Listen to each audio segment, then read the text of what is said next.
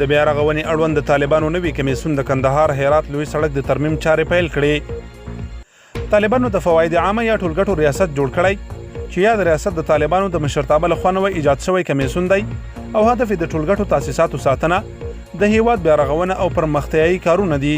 که څه هم دغه ریاست د افغانستان په مختلفو برخو کې د بیا رغونې کارونه پیل کړي، خو تازه یې د کندهار هرات د غځېدلي سړک د ځینو ویجاړو شوو برخو د بیا رغونې چارو د پیل خبر ورکړی دی. طالب ویان په خپل ټویټر لیکلي چې د کندهار ولایت د میوند او ژړۍ ولسوالیو کې چې څه موده وړاندې سړک ته د جنګي وضعیت له امله زیان رسېدلی و،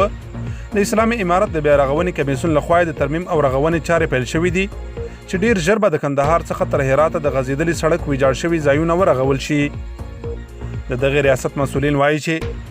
لومړیتوب به یې د لویو لارو او پلچکونو رغونې ته ورکوي، دوهم قدم کې به پاملرنه د ټولو عام المنفعه تاسیساتو ساتنې او بیا رغونې ته کوي.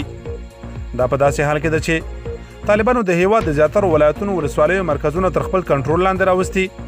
او لا د پرمختګ په حال کې دي.